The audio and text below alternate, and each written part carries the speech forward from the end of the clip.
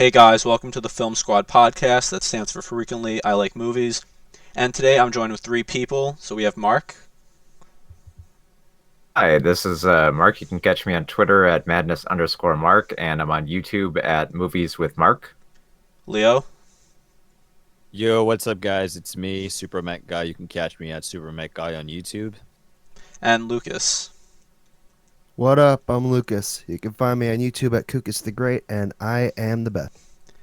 So today, in our first episode of the Film Squad podcast, we're going to be talking about just current shows we're watching and movies we're looking forward to in 2020. So does anyone want to start with what shows they're watching right now? I just finished watching The Witcher recently on Netflix. I don't know if you guys have seen it at all. Mark, have you seen anything of The Witcher? I've seen the first two episodes. It's pretty good. I just haven't gotten around to finishing it. You need to get around to finishing it, man. It's really, really interesting to see the way they, go throughout the episodes and stuff. Because at first you're like, what the heck is going on with the way they deliver the story to you? It's not a linear story. It does like that time shift back and forth, back and forth. Really interesting how they do that. Domain, have you seen anything about The Witcher? Or I Kukas, have you seen anything? I've been meaning to check it out. I just haven't been able to watch it yet. Yeah, same. It's on my to watch list. I'm just wondering how many side quests per episode do they do? That's a good question, man. That is a good question. Probably like zero. Every They don't really stray that far away from like the main quest at all in the series. I think my favorite episode has to be. I'm not going to give away too many details because if you haven't seen it, I don't want to spoil it for you. So go watch it before I spoil it for you. But there's an episode where they got to help out a certain dragon, and there's dragon babies involved, and very, very interesting how a certain character is really, really related to the dragon. But I'll just keep it at that. And then another show I've been watching recently. I don't know. Do any of you guys know the show Ray Donovan? No, I do I've heard of not. it. A little bit. So I haven't watched it in years. yeah, so they just started. I wasn't a huge fan of the last season. I thought it was the last season was an improvement, but it wasn't my favorite season. They just finished season 7, and in my opinion, it's one of the best seasons in a long time. So for those of you that don't know what it is it's basically like a guy who his job is to do like people's dirty work and stuff. Like in the first season and the first few seasons, he lived in L.A. and he just like helped a lot of criminals out with getting out of messes and stuff. But in this new season, there's a lot going down. Like he has to help the mayor with some things who's really corrupt. And I don't want to spoil too much about it, but it's a show I highly recommend. If you have Showtime, you could watch all 7 seasons. And as I said, the season finale just happened, so hopefully there's going to be season 8. It'd be like the longest running show on Showtime right now, I think. I think you may be right. I don't know what other shows have been going on nearly that long. I think maybe Billions has been going on for that long. I don't know if that's still going I I think it is. I haven't watched that yet. I think it's been on for a few years at least. around for. Yeah, no, I know that Ray Donovan's been around for quite some time. So, well, I guess going down the line, I mean, there's tons of movies I've seen, but in terms of like television, which I don't usually watch as much, one of the best shows that I've seen recently has been the Watchmen series. And this is like what I love so much about this is like this show doesn't really slow down to explain too much of it. It's kind of like how like the Watchmen comic would go about it, which is that it didn't tell you everything right away about how like the future had shifted, but it is very specifically tied to the comic book. In fact, I actually went back and reread the entire comic book after viewing the entire show, and it's surprising how much of it just kind of like syncs up with all these like tiny little details. So yeah, word of warning for anyone who's going to watch the Watchmen series: if you haven't read the comic book, you probably should. Otherwise, you're going to be asking, why are there squids raining down from the sky? They make it pretty clear it's more of a direct sequel to the comic book than the Zack Snyder movie. Yeah, I was gonna bring that up, Mark. Like, should a person watch the movie first, or should they just forget the movie and just read the comic books instead? Forget the movie entirely. I would say not just because a lot more events sync up better from the comic book, specifically like there are small side characters you get more of in the show that they focus on more, like Hooded Justice, is barely even mentioned in the film, but he's mentioned quite a bit in the comic book. But even more with that, I would say like the comic book does such a much better job at like the postmodernism of deconstructing superheroes that I really feel like Zack Snyder's film just completely misses. Like I feel like Zack, I feel like is this director who he can make films look, he can like take stuff off the page, and like there are scenes in the Watchmen film that are almost like verbatim dialogue from the comic book, but there's so many scenes where he misses the bigger emphasis on the deconstruction. It just makes everything look slick. Like Night Owl in the comic book he's supposed to be an over the hill defeatist loser superhero, and in the movie he just looks slick and action packed, and he can like break limbs easily, and Looks like in like Batman, huh? yeah, it's like that was like my biggest problem is like Watchmen had like this very thick like super actiony glaze over it, where it's kind of missing the fact that you're not really supposed to like these characters in the sense that they're heroes. They're supposed to be extremely like not quite. A lot of people think it's just supposed to be ambiguous, but it's actually supposed to be like a deconstruction. Like Rorschach is not meant to be like that 80s tough guy hero. Like he's supposed to be a commentary on that. Like there's a great scene in the comic book where he goes to a bar to look for information and just breaks someone's fingers, demanding that everyone else give him the information. And nobody knows anything, so they're just begging for him to stop torturing this guy. And he just leaves feeling empty and defeatist, like he's not done anything, but feels like everyone deserved it. So he's not really the mark of a hero, and I think that's the thing the film misses a lot. The film makes him look too slick, and really kind of embraces more of that 80s paranoid action hero rather than doing a commentary on it. So what you're saying, that's not like based on the source material. Do you think there's a point where they should just stop changing it up and leave it more towards the source that they had for it? In the sense, if they can't add anything to it, what I liked so much about the Watchmen show is that it takes like a different route from the comic book of like, but still adding to it. Like the comic book was all about how the power of heroes is a dangerous thing, because by the end of the comic book, like it doesn't matter if Doctor Manhattan or Ozymandias actually have good intentions for the world, because they already have all this power. They already know that they can control the room, so it doesn't really matter by the end. So the comic book ended on this very kind of like nihilistic note that you can't really change the tide with these types of heroes, and that you got to be fearful of them.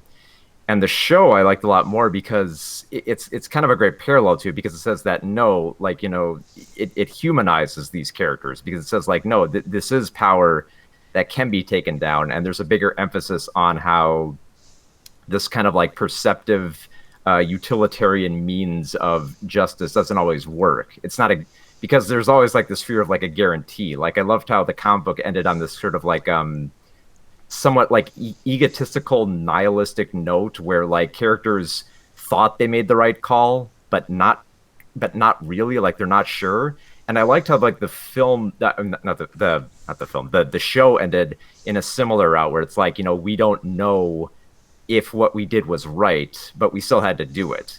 Like the comic book ends with kind of like defeat, and the show kind of ends with more like a victory by humanizing these seemingly unstoppable elements, which I really loved about the show. There's a lot that the show covers. It covers nostalgia, it covers racism, justice, a lot of politics that it goes into. I absolutely dug it. It's just everything, the way it's shot, the production wise, the music by Trent Reznor and Atticus Ross kicks ass in this show. I love it. It's my favorite show of last year. And is it on Netflix? No, it's on it's on HBO. I think you can buy the episodes now. And since it's HBO, it's probably going to have a physical release coming up in summer, I would probably say. And also, speaking of HBO, I don't know if any of you guys saw the new episode of Curb Your Enthusiasm, season, was it 11, I think? I think Yeah. they're on season 11. Yeah, I haven't seen it, but I want to. I love that show. yeah, do any of I've you, never watched that show. It's honestly, it might be the funniest show I've ever seen. Like I assume you've all seen Seinfeld, right? Of course. Yeah, Does everyone know who? I mean, I assume most people would probably know who Larry David is by this point with Curb Your Enthusiasm.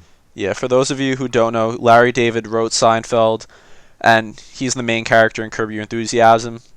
And I don't know how many people watching know what. Himself. Yeah, I don't know how many people know what it is. It's been on since like almost 20 years, or probably over 20 years at this point. And basically, the point of the show is it's just like Larry David getting to like different messes because the way the humor works is everything comes full circle. So something he does at the beginning of the episode is going to affect him at the ending. And really, like Larry David is one of the funniest writers that I think there is on TV right now. Like just the way the humor works in the show, it's pretty much every episode's really good. Yeah, it's kind of like a adaptation in the sense that like all like the antics in Seinfeld are kind of like pitched in a kind of somewhat more believable route that it kind of invades Larry's life. Yeah, and also Um, yeah. yeah, yeah, and also something is that it's supposed to be like obviously an exaggeration, but also part of how Larry David actually is in real life. So that's where he comes up with a lot of the ideas for what he does in the show. So I think that's part Yeah, of why the show's so quite funny. yeah, it's quite clear that it's a great satire in that route because it has Larry David as the main character, but then he gets all these bad ideas and they come to bite him in the ass by the end of the episode. Yeah, like recently in the I don't want to spoil the new episode, but there was an episode a while ago, like a few seasons back, with this guy named Mocha Joe, and he was a like a coffee vendor. He just had like a stand on the street or on a set, and the way that he got into a conflict with him was Larry bought a coffee with him, and he was going somewhere, and he was like, "Hey, if you're going there, could you just bring me a cable?" And he didn't have a problem with it, but when he gave Larry the cable, he was like asking for a tip. Like he didn't flat out just ask Oh for it, yeah, but you know what I mean. And that was really yeah. like There's a lot of these.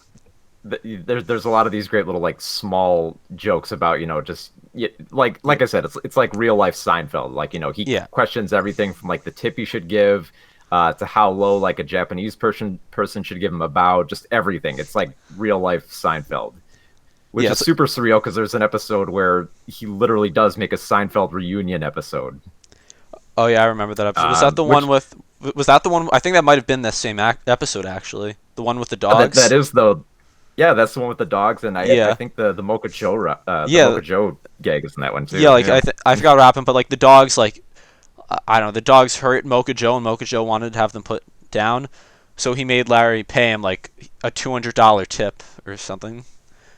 And then, and then in the new episode that just aired last week, Mocha Joe had his own restaurant, or his own coffee shop. I mean, and without spoiling too much, like Larry walks in with I forgot who he went with. I think he went with Leon. Yeah, and they bought coffee. He bought like a scone, and he started complaining. He was like, "The scone isn't good." He's like, "The scone is supposed to be hard," and he was saying, "Well, no, scone is meant to be soft." And it was just like something that wouldn't sound funny, but in the context that it was funny. And then when they got the coffee, they were both talking about how it's cold. They were yelling to Mocha Joe to come over, and this show I can't recommend enough. It's one of the funniest shows I've ever seen. That Great sounds gag legit. because like the last season before this was like 5 years ago. I No, think it might have been longer than that. no, the last one I remember. I think it was 2017, like around September 2017. It was the one with the fatwa with like Oh the one right, with like yeah. the I don't know what country, like Iran, and he wanted to do the play about the fatwa, and then like I don't even. It was like the Ayatollah uh wanted someone to kill him. So what it was called like a fatwa. It means the Ayatollah was putting out like a kill order basically on Larry David, and for the entire Right. season that was like the running gag. That's right. Yeah, and then I think you're thinking of before that. So that was 2017. I think it might have been like 9 or 10 years There's the one before that. yeah. Oh yeah. There's like it's like Venture Brothers. There's like massive gaps between seasons. Yeah, and then The best season, I don't know what the best season is. I'd say just watch in order, even though you don't need to. It will help you understand some things. Though, if you have HBO Go, I think you could watch all the episodes. I'd assume you can, or on demand. I know you could watch Yeah. them. And there's going to be a new episode this Sunday, I believe. So that's really like the only show that's still coming on now that I'm watching. So, Lucas, did you talk about any shows you're watching now? I don't watch a whole lot of live TV, but one show I am watching right now is Hawaii Five-O. Really, really good show. New one? Yeah, yeah, they're still pumping out new episodes.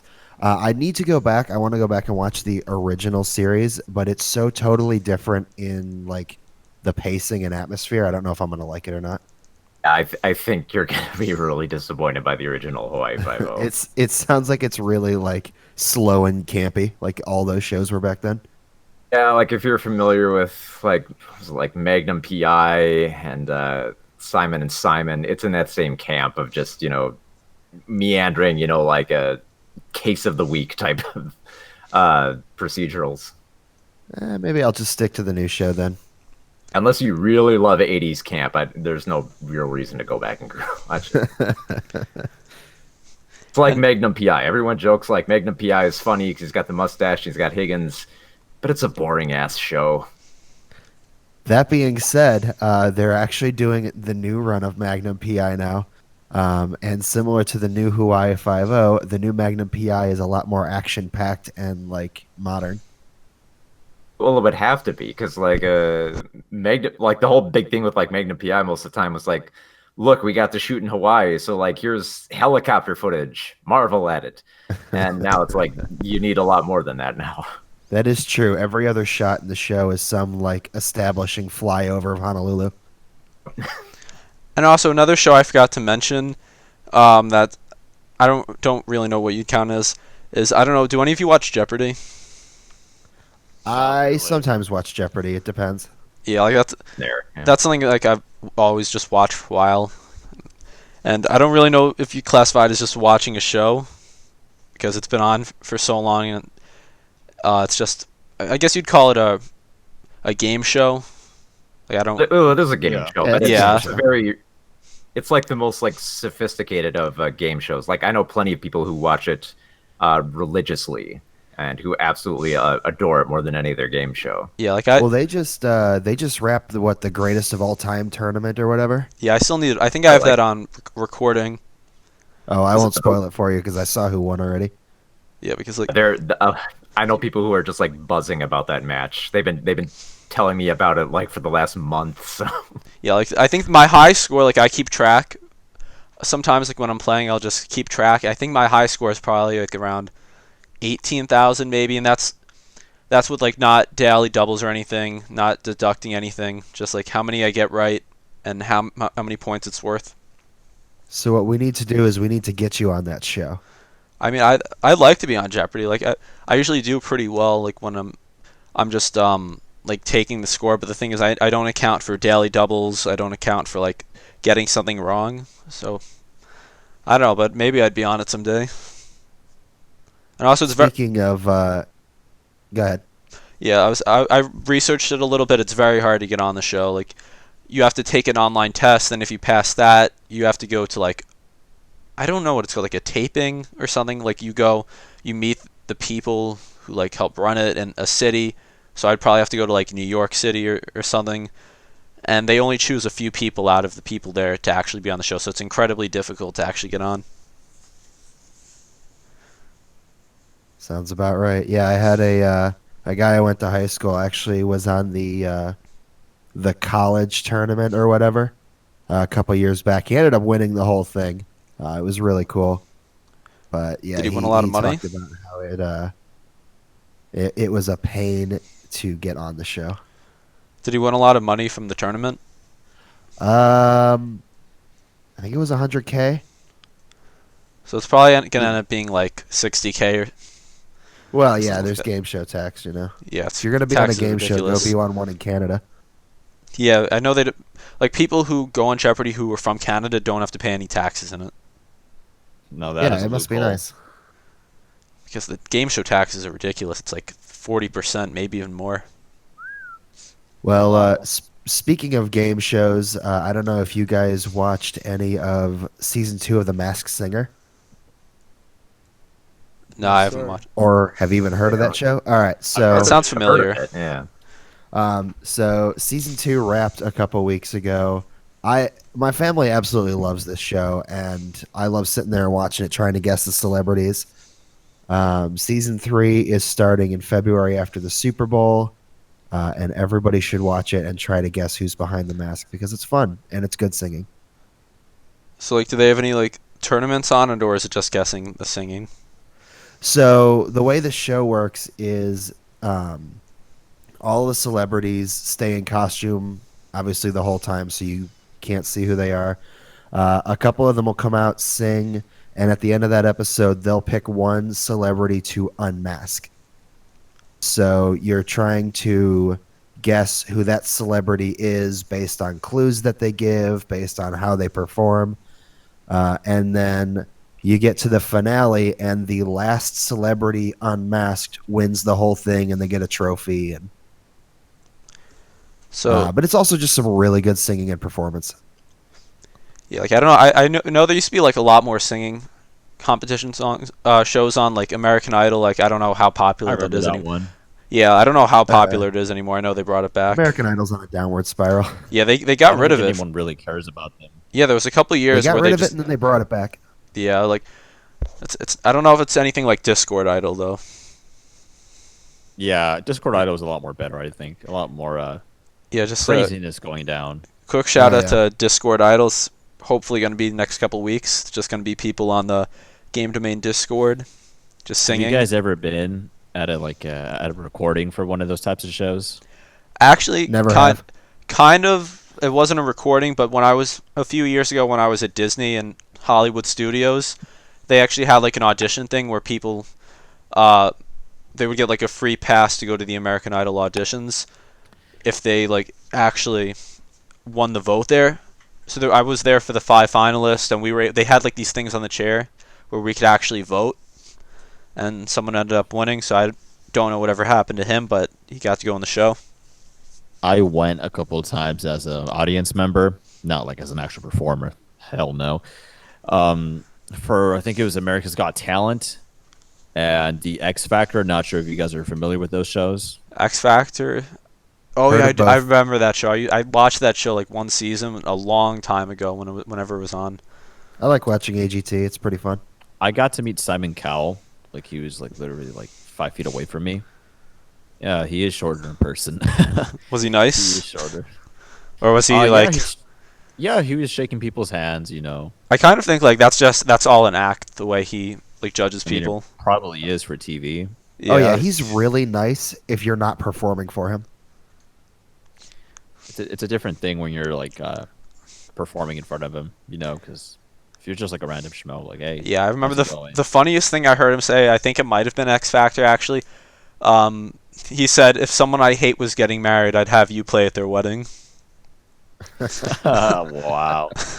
And another one I remember, some lady was like singing, and it was horrible, like absolutely atrocious, and she had her phone like looking at the lyrics like while she was singing, and Simon Cowell just stopped her like in the middle of the song and was just telling her how horrible it was and telling her to leave. Dude, you know what's horrible at those recording sessions? They have like little concession stands outside during the breaks, right? Yeah. And I remember, I think it was the America's Got Talent one. What's cool though too, because you kind of see like the bigger groups, like the dance groups, performing around you, like doing their like prep work. But these guys are freaking robbing the people, dude. It's like $7-8 for a water bottle, Damn. $7 for like a bag of like chips, and it's not even the big bag of chips. Keep in mind, it's like the little ones you get like Yeah, it's like in those big 24 packs at the store. And do they allow you to bring water bottles in, or? Nah, they don't. Yeah. Of course not. Of Yeah, They course don't make not. money. Yeah, like It's terrible, dude. like every time I've been to a Yankee game, like I always bring in like a not concealed, a closed water bottle. Like you're allowed to bring in a closed water bottle. Concealed and carry water bottle, huh? Well, no, I meant- It's your yeah. permit today. Well, I mean, in a movie theater though, like just you gotta hide a water bottle unless you're gonna pay $3 for it. Yeah, I remember I was going to watch. I think it was The Purge 3. I think with my friends, and I had like a freaking not like the 2 liter bottle of soda, but like the 1.5 liter one where it's kind of big, kind of not small though. And I just had it on the side of my of my jean pocket, and I just like walked through it with no shame. I'm like, yeah, I have a soda. Are you really gonna take it away from me?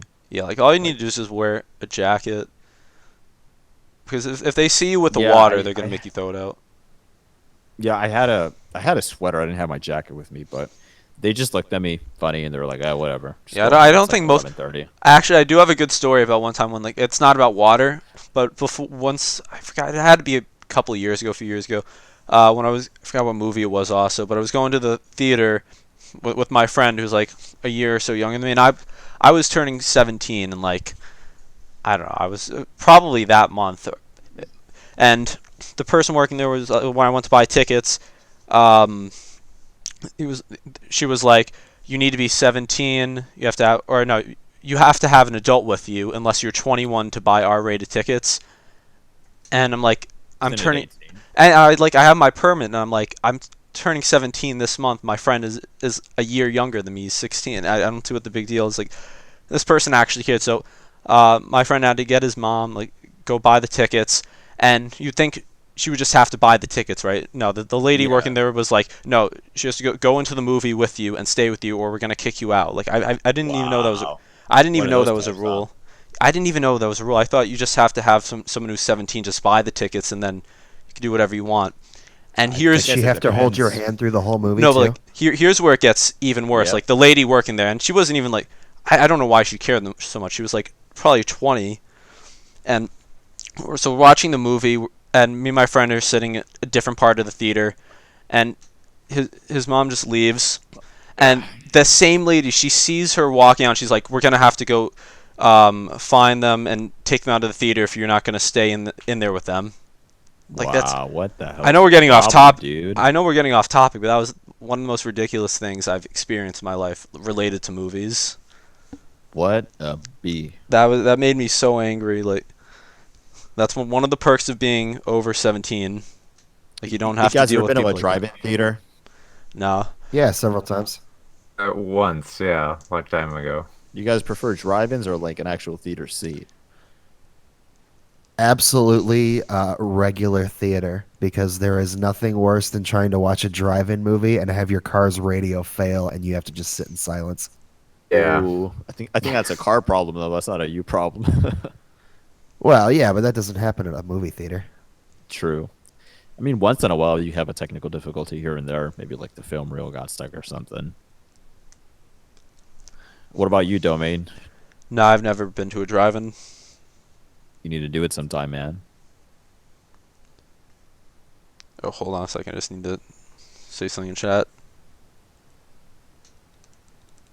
A bunch of live Well, stuff. well, hey, this is talking about movies. This is a great segue into film since this is technically the film squad. Anyone looking forward to any movies this year? The SpongeBob movie. Hell yeah. Like Keanu Reeves is gonna be in it. You know it's gonna be good. Matrix 4. I still need to see that. I saw the original. I actually only saw it last year. That was the first time I saw it. I had no idea what was going on for half of it. I want the SpongeBob movie to feature Keanu Reeves as John Wick and not as Keanu Ooh. Reeves. No, at least we got some The good real memes from it though. Like the one where he says "pretty sure it doesn't." Like that was a pretty good meme format from the movie trailer. real question is how many of these theaters are gonna do the are gonna sell the Keanu Reeves double feature pack? All of them if they want to make money, So that's what I'm thinking. They're gonna have to make some big deal about this. because 'Cause, Depends. you will sell those tickets for whatever you want if you do a double feature. yeah. Whoever has the right contract with the right movie studio, that's who. Whoever is Depends on what blessed the by the studio's Lord gonna do. Reeves himself. I bless Depends thee. like how they want to do that. Cause like the that's more like the theater chains would set that up. Like remember they did that thing with the Avengers Endgame where they were gonna play all like 22 movies Oh yeah. before it came out. Yeah, there's a theater by my house that actually did that. I don't know anyone that actually went to it though. All right. I And was then- just imagining because like tickets sold out like quick for that, so like that would be like your last shot. So I'm just imagining someone saying like like, oh honey, did you get the Avengers tickets? Like, Yeah, kinda. Like I kind What of do you got mean? him. Like, well, I got him for the marathon, and Endgame is in there, but we just have to sit through a few Marvel movies. How many? Jesus. And then Hey, but you just say like like Thanos and Infinity War, just like everything. And that quick reminds me. one, Alex. Quick one. Wonder Woman 1984, Top Gun Maverick. Those are also some of the other films I want to see this year. And also, we'll get back to them, and I just wanted to bring something up. So, speaking of like all the Avengers movies, I know they released like the Infinity Saga with like the 21 or 22 movies, and it's like a Blu-ray of every single movie. And I forgot what the price is, but it's got to be very expensive. Too damn high. Let me It's How much? hey, what are you doing this weekend? I'm watching Marvel. let me see how much that is. Like, I'm Entire curious. weekend. So between John Wick 4, Matrix 4, and the new Bill and Ted's, is 2020 officially the year of Keanu Reeves? I say yeah. Why And not? Cyberpunk, forgot about that. That's not a movie, but he's in it. That's true. Yeah, what's up with video games all of a sudden doing like photorealistic, high-profile celebrities? I don't know, It's like gonna be a new Call of trend. Duty's been Call of Duty like had Kevin Spacey in a couple That's years ago. true. That not age Well, well. and World War II had Josh Duhamel. Uh, So Modern it's Warfare Stranding 3. had it's more Norman Reedus. Modern Warfare it's 3 had, more like, notoriety thing. to it. That's fair. I just some of these like photorealistic renders are like kind of disturbing and jarring when you look at them wrong. Yeah, it's like that's just kind of like the nature of the beast, though. Is that if they want to promote like these types of games and they want to like get a audience in there, and you cast Norman Reedus in it, you're not going to have Norman Reedus look like this, clean shaven guy. They Yeah. want to see Norman Reedus in the game That's because then fair. that makes for like a bigger selling point. So it's like they're pretty much just like adopting the same marketing format of movies, which is like you grab like a big name and attach it to it, which is kind of odd because it seems to be like the opposite now with movies. Like you just grab a character now and attach it to it. So now with like video games, it's like the complete opposite. It's like here's the Keanu Reeves video game. Movies Ooh. and video games have officially switched. You're no longer in your movies. You're no longer throwing 90% of your budget to get The Rock. You're doing it in your video games. Also, Jesus. I It's a found the shame. price. I found the price for the Infinity Saga. That's Take that your guess. DLC money at work. Take your guess right now. Like, what do you think it is? $79.99. I'm gonna guess and say because it's 22 movies, it's minimum 200. 550. 50. 550 $550. Get the hell 550. out of here. for the Okay, 23 so- movies. Okay, so this means that this is the Blu-ray, right? I believe so. Yeah. So if it's Blu-ray, chances are like I'm guessing because of the steep price, they're gonna have all the special features, and they've got some like kind of a like dorky packaging thing that they're gonna have with it too. Yeah. Like it comes in, like this huge box, and I think it has like the Infinity Gauntlet on it. And like it looks Okay, that nice. makes sense. It looks nice, and it comes with all the MCU movies. But I mean, 500. Like the only Blu-ray I have for any Marvel movie now is Endgame itself because I got it for like $6. So for 550, you can spend your entire weekend doing the Lord's work and watching every MCU movie in order. Like that's. I'd pay maybe like I don't know 150 for that maybe. Listen, I'd even spend 200 because you're getting more than 20 movies. True. Here's the thing: That's it's like a got to be a Christmas gift. packaging thing. Because I imagine like if you wait like a year from now, they'll re-release it as just like a standard, Yeah. keep case, and I imagine that would probably sell for about 200, maybe a little bit cheaper, maybe 150.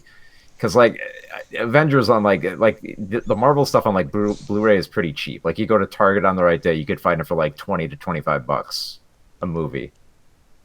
Now, will they be releasing the whole box set on VHS? What about Betamax, dude, or Laserdisc? They could Come release on. it There on you go, what Laserdisc. they could release it on whatever, and it'll still sell. Doesn't matter what they sell it on. They could Can sell I it get on the like whole thing 8-track. on silent film reel? It's in tubes. Dude, imagine how long a VHS box it would be of all those damn movies. Freaking like 50, 60. Like I don't Does really anyone- like, does buy it- does physical anyone media miss that much having for to films. rewind a movie after watching it? Nah. No, You know I who used does to, though. the rewind companies who would sell those like rewinder machines specifically to rewinder So movies. you can take it out of your VHS and Yeah. rewind it. I think I still have a I had VHS in my house because like when Still have my VHS player, I don't know when I my was like VCR. a when I was VHS. like 5 or so or 4 or 5 and I started watching like the TV. That's when like DVDs were already out for a couple of years at least, but like we still had a lot of VHSs. Like VHSs were still like being sold places. Like the early 2000s was like really a time of transition to the DVDs. Dude, I still buy VHSs when I'm like at a yard sale. Was such a fun time though when they were doing the transition, like around like 2004 5-ish to around there. well, I think around like 2004 to 2005. Yeah, they've started. Let's see. Yeah, between 2004 and 2006, like video stores started like getting rid of all VHS in like mass droves, so like 50 cents a tape. Blockbuster had And some great sales going on when that Yeah, was oh, they happening. did. I went there with like garbage bags full of VHS tapes, just walking right out of there. What I kind of It's wanted, like half mine. That's true. like there's like a couple thrift stores near me. I kind of want to go there and just like see what they have on VHS and DVD. Because I've bought games Probably from some old romance movies. like I've bought games from I think I have a video on Game Domain from a while back where I went to a thrift store and I bought like a bunch of games for like $2 each. I found Top Gun on VHS at a thrift store. I bought it for like $1. The two ones you're guaranteed to find are Men in Black and Independence Day. So true. So true. You will find those VHS everywhere. You could just look underneath your floorboards. You will find those two copies. Buy a VHS player and have a Will Smith weekend. Hell yeah, why not? Never forget one of the birthday presents my brother got was Independence Day on VHS. And it was in this huge box to make it seem like the biggest thing ever. It's like, oh, like what can this be? Such a big present. I'm like, it's a VHS. Earth. Welcome to Earth. It's Independence Day. Everyone would watch it. Oh, and also I see Igzy just mentioned something. The Scott the Woz Internet and UVHS. I don't know if any of you guys know about that. What? Scott the I Woz think released a so. VHS. Yeah, he released a VHS recently, Oh, and it sells for like good 50 him. bucks.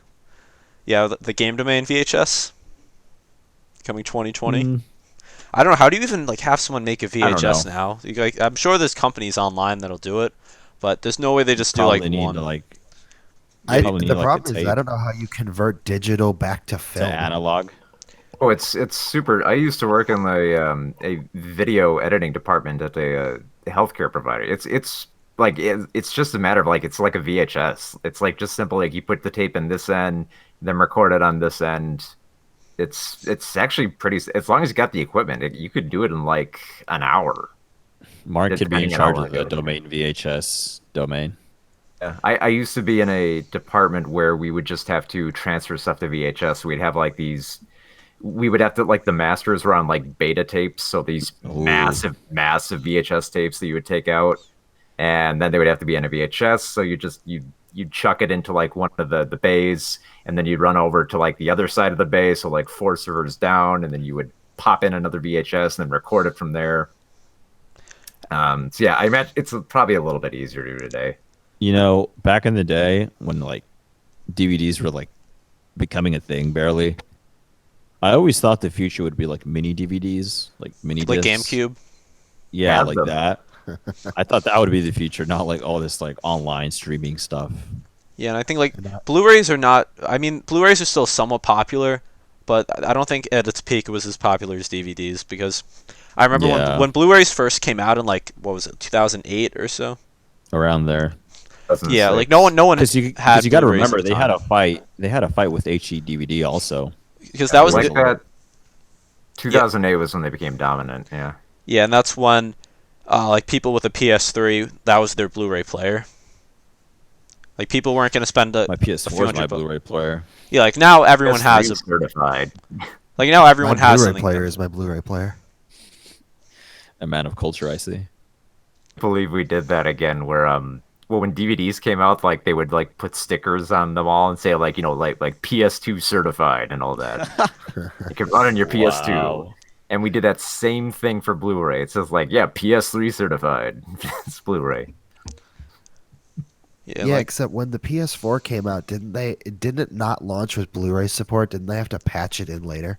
I'm not sure, but I know that the PS4 Pro doesn't have 4K Blu-ray support, but the Xbox One S does, which is weird. How the hell does that work? And Because uh, Xbox is better. Xbox One S can't play Shots games. fired. Shots fired. Xbox One S can't play games in 4K, but it can stream media in 4K, and the PS4 Pro is the opposite. It can play games in 4K, can't stream media in 4K. I mean, you would think 2020. the people who made the Blu-ray, uh, you know, platform would be able to do 4K. That would be Sony. I'm kind of surprised they didn't. 2020, the year people stopped playing games on Xbox and just use them to watch movies. And honestly, like that's probably as cheap as a 4K Blu-ray players you can get. Like I don't know how much it costs to actually get one. Like, I Gotta could be watch it in completely 240p, wrong. man. That's the only way to watch videos. Or the YouTube 144p. 144p. Ooh, that was a big surprise. In fact, I cap all my videos at 240 because no one deserves better. Cookies has the right idea. We're only a few years away, really, from like seeing 8K video being common. Because it's been a couple years since like have been able to do it. Like you'll see some 8K videos on YouTube, but no one has an 8K monitor unless you're like completely rich. You don't have an 8K monitor, so we're really only a few years away from that. Also, Heck, No if one you- has a 2-3 aspect monitor either. I mean, Yeah, like they what kind of exist, ratio but is that? 2-3. the 2-3 aspect that's been around since like the 50s. I know. The I'm two just three saying, is are we like going back to that? Because like, isn't 16:9 standard now? Yeah. in that's what I was thinking. in most like films and stuff like that, but there's still quite a bit that are still shot with the 2:3 aspect ratio, which is always a little bit troubling whenever they want to do that and then like shoot with IMAX. yeah, and then I don't know, Like like you can I know like some widescreen ones are in a different ratio. I don't know what that's in though. Like a Well, regular. you can kind of tell, like, if you watch like the Dark Knight Blu-ray, it switches between aspect ratios between like for the IMAX footage. I believe they do that for like the Tron Legacy Tron Legacy as well. They do it. Yeah, and also something I forgot to mention before. Someone just reminded me in the chat. We forgot to talk about the Sonic movie, Sonic. which comes out Oh, next Sorry yeah. to month. say about the Sonic movie. Yeah, that movie's finally coming out, and now he looks like Sonic. It's gonna be terrible. I just want to see if it's that bad where it's gonna be funny to watch. That's what I'm hoping for. I don't think it's automatically gonna be bad. I think It's gonna be I it's think gonna it'll be okay. forgettable. Not bad. Not It's terribly. it's gonna good. be one of those. It's gonna be one of those films that like everyone goes to those like, oh, they got this like few aspects of the franchise right. At least it kind of feels like Sonic. It's not a great movie, but at least they did this, and then everyone will forget about it after like a month. You know what, Mark? It's gonna be one of those movies that ends up at the bargain bin after a couple months. I think. How many of y'all are still talking about Detective Pikachu? I'm It's not talking gonna about be it. better How than many the people Super are still Mario talking about it? movie. Yeah. I mean, it's like Detective Pikachu is not a bad film, but there's nothing in there that I'm really gonna like race back to for it. I'm just saying, Mark, it's gonna be better than the Super Mario Bros. Movie. I just It's hope like the lowest bar. Everyone says that's for video Dude, game movies. Dude, like, That's speaking like, of- oh, at least it's not better than I just hope Super Mario I just Brothers. hope if it's not if it's gonna be, I'd rather it be so bad that it's funny than just be mediocre. dude, wish it Super were. Mario is gonna get revenge on you, Kukas. Well- You do know they're making another Super Mario movie. Yeah, isn't it coming out this? I feel like they said 2021. 2020 or 2021. Is it gonna be another dinosaur Goomba guy? Oh, isn't it still gonna be under Illumination? Yeah, that's They're probably unfortunate. gonna use. They're Oh, watch then it's gonna be Minions. then it's gonna be even more forgettable than They're the gonna have Sonic like movie. they're gonna have like the minions in it. It's a new enemy. much, It's yeah. like no Goombas. It's just minions. I'd watch that. I mean, the animation the animation's gonna look nice, but it's not. It's most likely not going to be a good movie at all. Yeah, Illumination has really disappointed in the last few years. Like, Like, it's clear like it's just for making like easy bank. Like they've lost all ideas after like Secret Life of Pets. Dude, they're like the asset flippers of the movie industry. What about Boss Baby though? I never saw Best Boss best Baby. movie of all time. Never saw it either. It's DreamWorks. Oh, that was. Why did I think that was Illumination? Oh no, that's too good for Oh, Illumination. oh no. But speaking of that, is DreamWorks even making any new movies this year?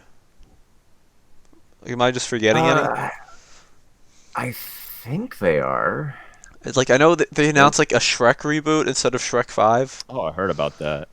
Not sure how I feel about it, but I'd Well, want. I mean, What you are they really even gonna can't reboot ruin though? Shrek any more than Shrek Forever After. So, Shrek Forever After was not that bad, in my opinion. At least not. Shrek 3 was horrible. Shrek Forever After was better than that, but you can't do better than the first two. Shrek 2 is the best. Definitely. And the first one was still really good. Third one was. I don't even know how to explain that. That should just be removed from the I don't Shrek even really canon. remember the third one. What happened in that one? I think it was Everyone like lost King its, like, Arthur or something. Oh my God, where they go to the high school? Yeah, I think that. Yeah. Yeah, it lost No that thanks. that kind of like fairy tale postmodernism edge to it and just like, settled into like, a show on its last season type stories. Yeah, like if they make a Shrek reboot, what are they even gonna reboot? It's not like the movies. I mean, it's almost 20 years old They've now. done everything. Yeah, like it's the Well, I movie mean, looks like, fine. Like it's not like they need to Complete, but update the visuals that much. Like obviously it'll completely look better now. restart the story and have Mike Myers voice every character. It If worked Mike for Austin Myers Powers. doesn't voice Shrek, I'm not even watching it. they're missing the biggest point about this, which is that Shrek was it was like a big middle finger to like fairy tales and Disney. Oh, absolutely. Like that was like the whole like bite and edge of it was that it was trying to rail against what was the norm at the time. And then it became Uh, a family movie. it became a family movie, but like I said, a lot of that postmodernism edge was still in the second film. Like they still like savage like fairy godmothers and stuff like that. But like that's the thing. Like it would have to find something else. Like if they do Shrek again, they have to find something else to tap into. Make Because it if you're just gonna subversive. yeah, like it's got to find like a new edge to it because like that was what was so great about the first Shrek film is that the is that they made the villain intentionally look like Eisner from Disney, and they called him what's his name, Lord like Farquaad. Farquaad, Yeah. which was supposed to mean F-wad. So yeah, And also Lord Farquaad is also like one of the most memorable villains in my opinion, animated movie history. Like you Oh still yeah. see memes about him, and he's you just got become a John huge Lithgow there. meme. And also like there was the Markiplier meme from a couple years ago. Like yeah. If you ever get a chance to see Shrek the musical, Farquaad is absolutely the best character. and also something interesting is that when they have like the Lord Farquaad logo in the beginning of Shrek 1, like where they have the trumpeters and they have like the Mhm. it says F. It looks exactly like the Facebook logo, except it's like 7 years before Facebook.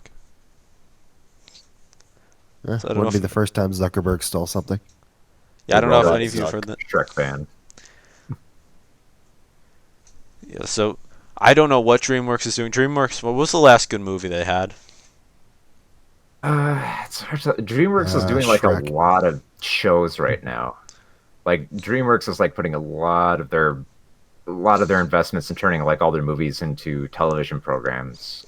But they've also been doing quite a few quality original television programs. Like they did a show on, like I mean they're all on Netflix because they got a big deal there. But they did this new show called I think it's called like Kipo.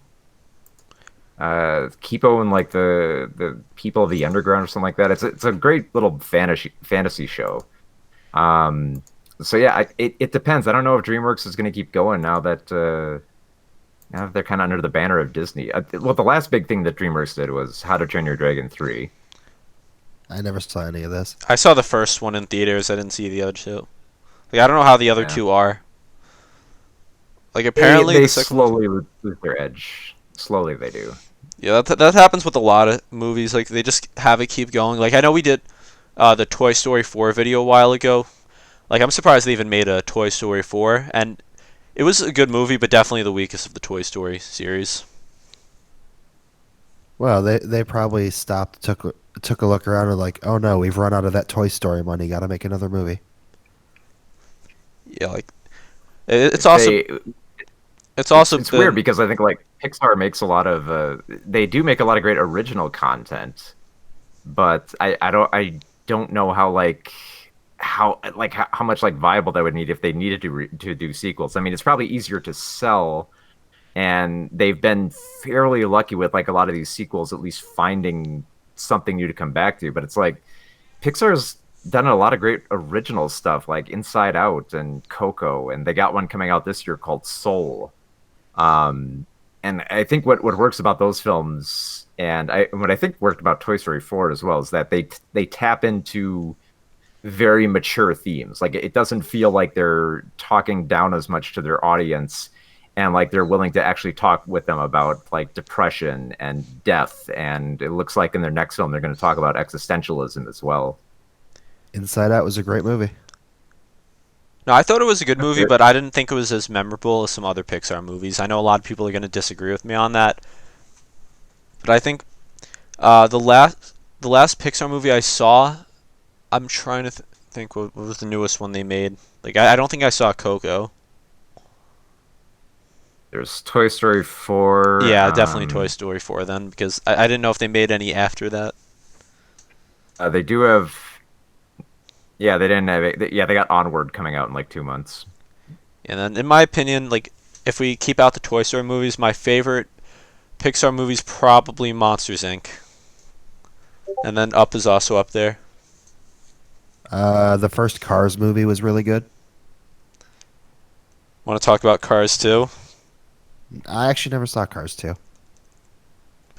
You're lucky Cars, then. I feel like you gotta be in a different mindset because I didn't really like Cars 2. I mean, I appreciated what it was trying to do with it. It just felt like I don't know, like I liked Cars all right, but that's mostly because like Cars is pretty much just like Doc Hollywood. And also, Like it when I went to see Cars 2, no one else was in the theater. Like literally, no one else who wasn't with me was in the theater when I went to see it. And it was like, I think the second day or so it came out. That's how it felt like when I saw World War Z. I went to a theater and it was empty. No one was there. time to go.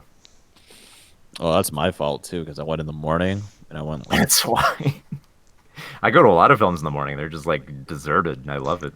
Yeah, like I don't go to a lot of movies opening day. The last one I went to opening day was Endgame early last year, and that was one of the few movies where I'd say like going opening day actually like made a difference because like the theater like we had to buy tickets ahead of time. My friend and I went, and we got good seats somehow. Like I thought we were gonna get bad seats, but we actually got pretty good seats. And like everyone there was obviously a huge Marvel fan, so people would like cheering and stuff, and it had a different effect than if we went like let's say 2 weeks after the movie came out and everyone who already wanted to see it already saw it. Like you know the part where like Thor said, I went for the head after he killed Thanos. Sorry for the spoiler, but I think you've all seen it. Um, yeah, like everyone started like It's just been long enough. everyone just started cheering when that happened. So it was funny. Like when Tony died, there was like a bunch of people around me crying, and like it changed like really the atmosphere of seeing the movie. When there's a Stan Lee cameo, people started cheering. Well, that's So that's the last Stanley cameo, right? yeah, I thought pretty much. they were gonna have one in Far From Home, but they didn't.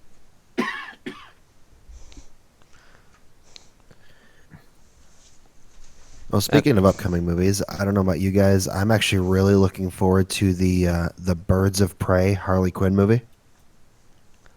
And The only, too. I'm very hopeful with like a DC as kind of it feels like they've kind of like emerged from this kind of locked cocoon that they wanted for like this shared universe, and now it feels like like Birds of Prey is literally just tearing down that universe and it's saying, look, let's try something new here. Like so Suicide Squad is going to do that later next year, but Birds of Prey is going to get things started right now. so it's not you in the know who really DCEU. got screwed up from DC, Mark? But You know who really got screwed over with Birds of Prey? Jared Leto. Mr. Leto. Dude, Yeah, that but guy- does anyone really care about Jared Leto's Joker? no Yeah, one did you cares see about the Joker. He's This kind of the worst part of Suicide Squad. like, did you see the article where it's like he was upset when he wasn't asked to be in Joker last year? Why would he be in Joker though? Like, I don't know. He was apparently upset about it, but like Joaquin Phoenix, like he's up there with Heath Ledger. Like I don't know who you guys think is better, but he did one of the best like portrayals of a character I've ever seen in a movie. I haven't seen the new one yet. Ledger.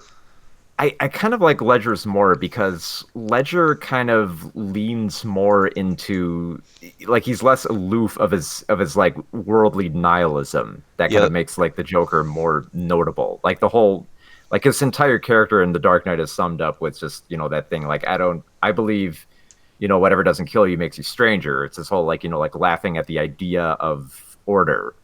And I really liked how it was both like set up and portrayed in there. Like, don't get me wrong, I love Joaquin Phoenix. He's a fantastic actor in this. I have real problems with like making him this sort of like somewhat having like this aloofness to what he's doing, and like he kind of gets it towards the end there with like his realizing that that he's apolitical, except in doing that makes itself political. It kind of gets towards the end, but it just gets like really muddied by the end of that film. yeah. Like I think they're very two different Jokers. Like obviously, like the one Heath Ledger Joker is more of like just this criminal. He just wants to cause chaos. As he says, he's an agent of chaos. And the Joaquin Phoenix Joker, he's a very different character because he's not even Joker for like 80% of the movie, only towards like the last 15 minutes or so.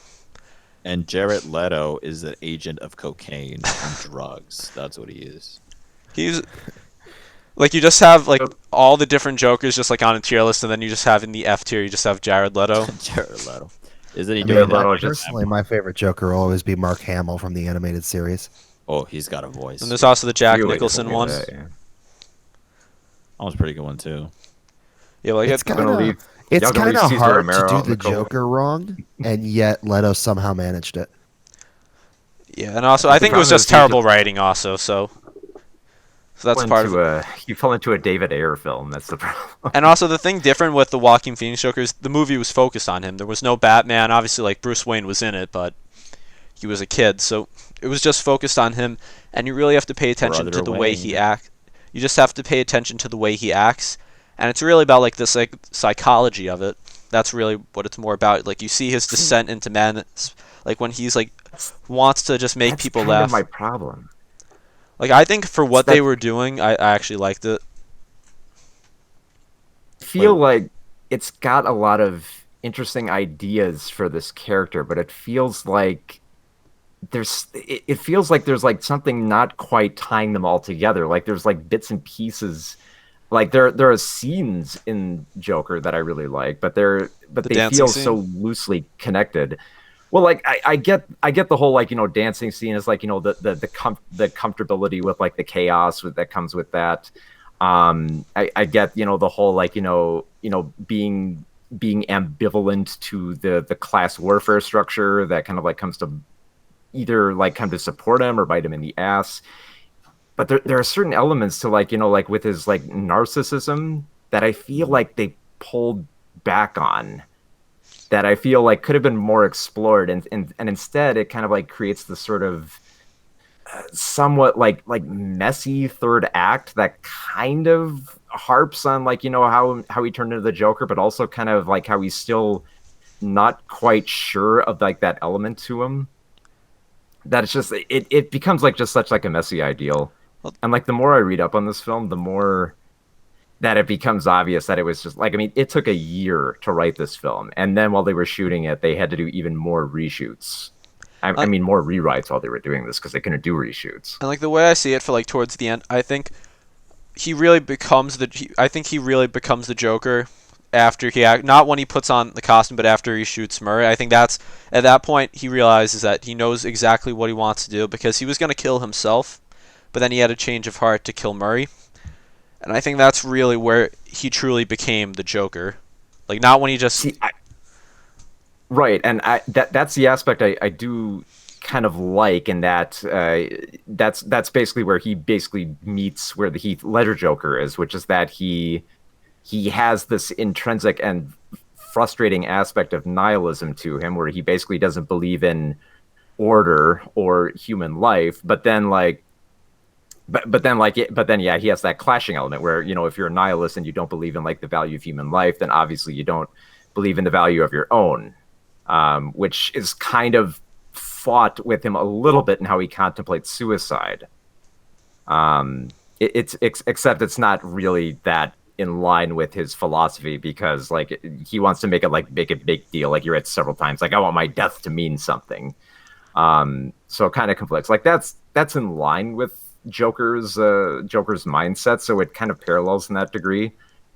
I just feel like there's like something that needs to like tie it a little bit together, just because like there's so many elements to the script that are just like so sloppily tied together to kind of make it work. The more I watch it now and the more I read about it, like it makes sense that they did rewrites on this, because it's all over the place and what to explore with it. And I think they're gonna work on some of those things with Joker too. Like I think they announced that. You're really doing Joker too. I'm Is pretty sure Batman they gonna be announced it. in it? I don't know what they're gonna do for it, because I feel like that was better as a one-off movie, just to see how he became Joker. And if they make a Joker 2, I don't know what they're gonna do, because at the end of Joker 1, he was just in a mental asylum, so he would either have to escape or someone would have to break him out. My guess is, I guess, maybe another villain from the I Batman mean, universe. let's be honest here. It's not that hard to break out of Arkham Asylum. People But break yeah, out of there every other week. Like yeah, but I feel what like this is also a more realistic movie. Like we didn't see anything in the movie that was really unrealistic, which is they try to really force that grimy 1980s. I'm just thinking like what more is there going to be to explore to him, unless they do some kind of like weird time jump where where we see him sort of like clashing more with like a force against him.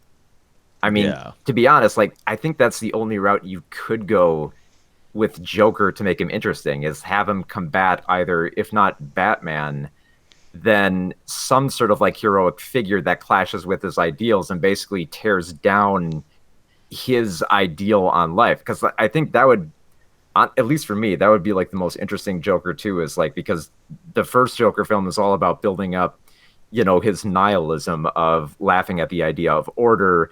And I would love it if like the second film would just be him realizing that he himself is going against his own philosophy in some way, not in like a direct way, obviously, but in a way that he would clash with a hero, or an anti-hero to some degree. Maybe they could have like maybe not Batman necessarily, because maybe it'll be a little bit too early for that.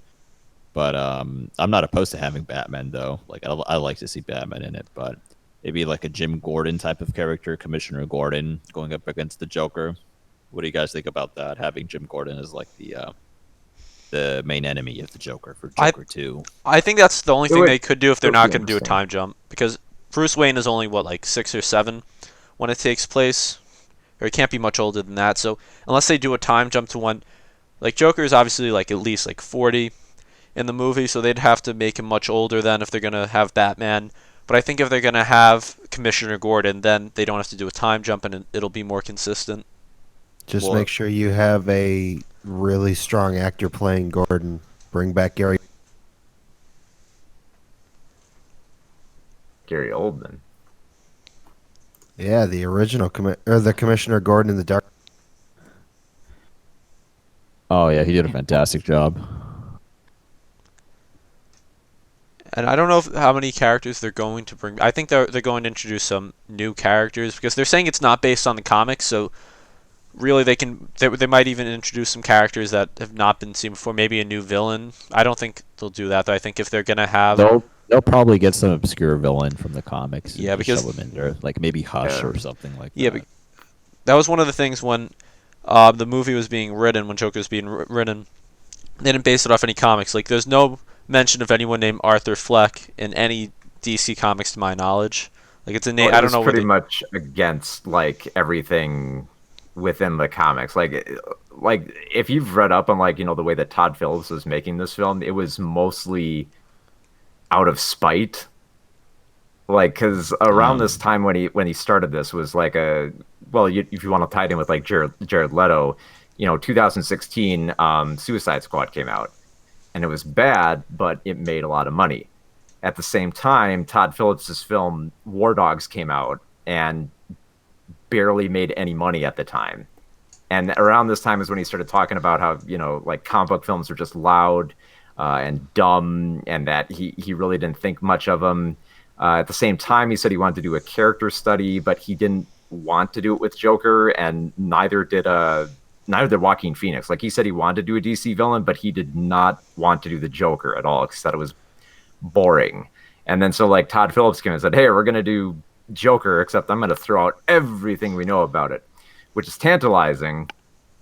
But the more the more I read about an interview with him, it just says like, he just wanted to rail against the grain. I mean, he went like for a full year just trying to get the script made, and it was not like creative decisions. It was mostly a lot of like corporate decisions, like saying, "Please, can I put the scene of like Joker stabbing people or shooting someone on television?" And basically arguing for all this.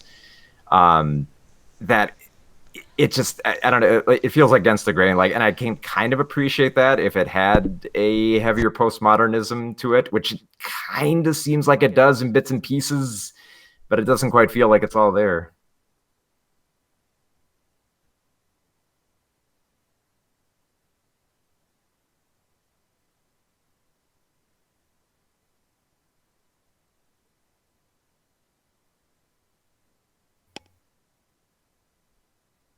awkward silence.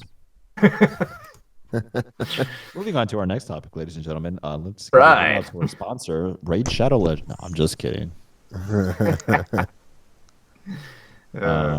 Well, I haven't been like watching any other series besides Witcher. I mean, I've been delving into like anime on Netflix, but I don't know how you guys feel about that.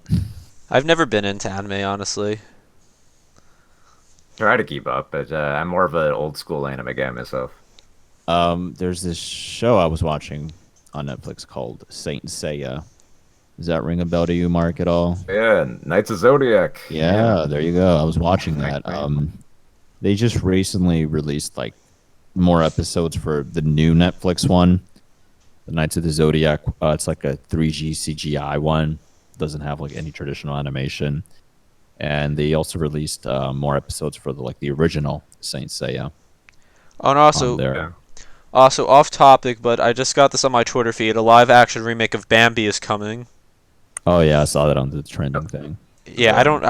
Can't This is wait just for the mother's. ridiculous. It's not necessary. It's just a cash grab. Move on. I'm gonna watch the mom get shot in 4. Dude, I want to see them like. Do you guys know like they had like I think it was like a Godzilla stomping on Bambi at one point? As a short film. Yeah, they need to redo that. Are they actually going to do like there's a deleted scene from Bambi? I believe it's in full. There's a scene where like like the forest catches on fire, Hmm. but they establish in like I think the storyboards that the hunter in the woods actually said it, and you see like the hunter burned to death. Holy shit! So That's kind of dark. I don't know if they'll go that route, but I'm just saying those Hey man, storyboards. they better. I want content in my films. Bambi was pretty brutal. That was like my favorite Disney film for a while, just because it was like that perfect encapsulation of like a loss of innocence and maturity.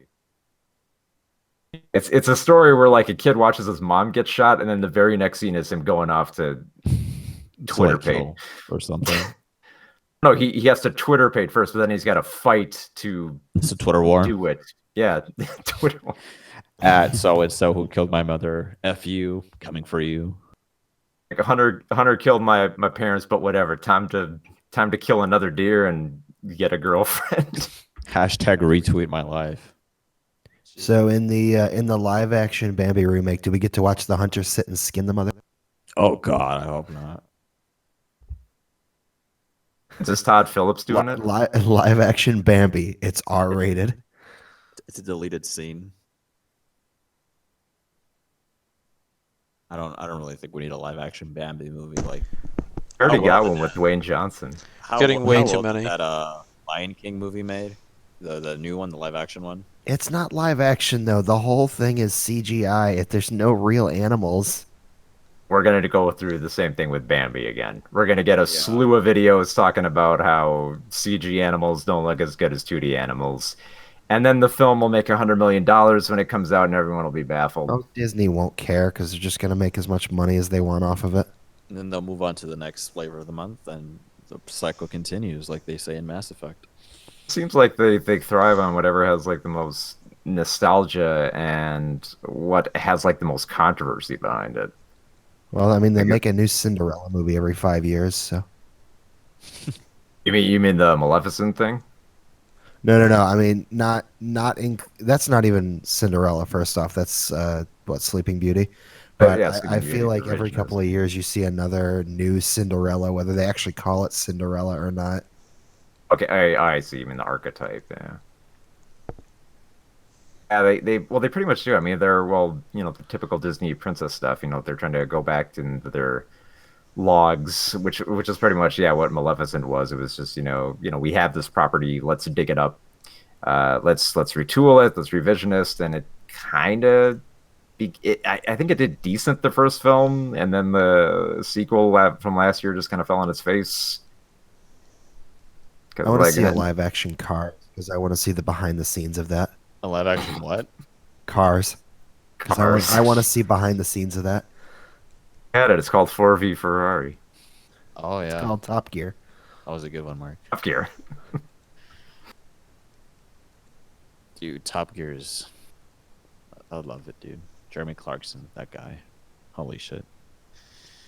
The amount of controversies he's had. Too many. The amount of people he's punched. Too many. The amount of Yeah, rocks there's he's gotten thrown at him. Too many. It's like the reporter in Mass Effect. I'm tired of your disingenuous accusations. Whoop, bam, uppercut. Oh There's my a God. film that came out this weekend that I'm really looking forward to hearing what everyone thinks about it when it finally comes out and everyone has finally seen it. What film is it? Guy Ritchie's The Gentleman. Heard of this film? I've heard about it. Who's in that? Oh, let's see. Charlie Hunnam, Matthew McConaughey, Colin Farrell, Hugh Grant. Let's see. There's a few others I think are in it. I'm barely hearing It's a- about this. It's a Yeah, I'm fairly not huge. familiar with this. It's a fairly huge Guy Ritchie ensemble. Like I mean, like if you guys have seen Snatched, it's very much in that same vein. Like like a one crime lord makes a mistake, and then their mistakes just kind of snowball. It's not a great Guy Ritchie film. It's a very fun one. I think most people will go to it and they'll have a pretty good time with it. What I'm most interested in though is hearing the queer theory on this film, because this film is like super super pretty much super gay. It's like I don't know how many of you guys like watch like those like 80s and 90s action films where where they've clearly got like a queer leaning to them, but they don't like fully lean into it. Like that Beach Boys scene in Top Gun. Well, like in Top Gun, but there are several elements in kind of like Commando is a great example. Like Commando, like Arnold Schwarzenegger plays. Yeah. What's his name? John Matrix, I think. Yeah. Is that movie the least amount of time a shirt is worn in a movie? Yeah, but not only that, like he's a single parent with a daughter. He has a female sidekick who he works with in the film, and she makes like no advances towards him whatsoever. She's like not even sexually interested in him. But then when you get to like the fight with Bennett, who's this like Freddie Mercury looking guy with like a crocheted armor. Yeah. I remember him. The Gentleman is like stab him ripe with for like it. a giant pipe or something. Yeah, blow off some steam, Bennett. He talks a lot about wanting to stab him with a knife in a pretty inviting manner. So, Dude, there's this scene in the Predator with Arnold. I don't know if you've seen it before, Mark. yeah. Predator is another classic example. You know too. when where like he's shooting people and then like this like rebel soldier's trying to sneak up on him and like he hits him with the knife. He's like, stick around. I was like, wow. Yeah, there's a lot of that in there too. But I'm most interested in Gentleman because it pretty much like there's a lot of like that kind of queer theory stuff in there. Like a lot of like male characters will like they'll kind of talk to each other affectionately. They'll talk Yeah. about how much they bench press. But I love how like Hugh Grant's character is a reporter trying to relay this information to one of the hired guns, and he keeps making more and more sexual advances to a point in the film where he literally asks this male character if he can go to bed with him and if he could just like stand in the corner and just pleasure himself. So it's like Jeez. they went fully for it. It's like oh man, I kind of dig this film just for that. So Leo, Very uh, interesting film. Yeah. before I know we're ending the podcast in a few minutes. Do you have anything else to say before we end? I'll ask both of you also. Um, Go watch The Witcher if you haven't already. And if you haven't seen an anime that's old school, I recommend watching Saint Seiya Knights of the Zodiac. It's on Netflix. Go catch them both. And Mark? Uh, yeah, go see Watchmen if you haven't. It's definitely the best television show of last year, and if you haven't seen the best movie last year, it's Parasite, and I think it's still in a few theaters. And Lucas, anything else to bring up? Go watch Birds of Prey. It's going to be really good. And I think that just about does it for the podcast. Once again, where can everyone follow you? We'll go in order, so starting with Lucas. I'm Lucas. You can follow me on YouTube at Kookus the Great. And the best part of silent movies is having to read. Leo. You can find me here on YouTube at Super Mech Guy. Also, you can find me on Twitter at MechGuy1. And Mark. You can find me on Twitter at madness_Mark, and you can find me under YouTube at Movies with Mark. And also, before I end this video, let me just give a few shout outs to some other content we're making. So, for those of you who've seen the recent Star Wars podcast, that's going to be probably a weekly series. It's called The Chosen Ones, hosted by Jason. And we have a few other hosts over there. So expect another video there probably in a couple days. I don't know what they're talking about. I think it's going to be ranking the Star Wars movies in order. That's going to be the next topic for the Chosen Ones podcast. And you know that when that's being My recorded. favorite was always Captain Kirk. Captain Kirk, get out of here. You know when that's being recorded. Wait, Leo, do you know what day it's being recorded? If you're interested in possibly finding out when we're recording and when it'll be uploaded, I believe we're going to have a recording session either today or tomorrow. Oh, it's going to be today? I mean, no, not today. Tomorrow or on Sunday should be when we get the Chosen Ones podcast up to the public. Yeah, so everyone check that out. We have some new videos coming out on Film Domain. I know we haven't had as much content recently. We have a video coming out about Spaceballs, and we're going to make a movie. I mean, not a movie. We're going to make a video about a movie that a lot of you may know, but have not heard about it in like 10 years, and you'll never guess what movie it is until we actually make the video. It's going to be an interesting video to watch. Hopefully we get that out sometime in early February. If you're not subscribed, be sure to do that, and check out our other domain channels. Of course, Game Domain, if you like gaming content, and this is the place for film content. And if you have any questions about any podcasts or anything, or want to link to our Discord, that will be in the description. And everyone, thank you for watching.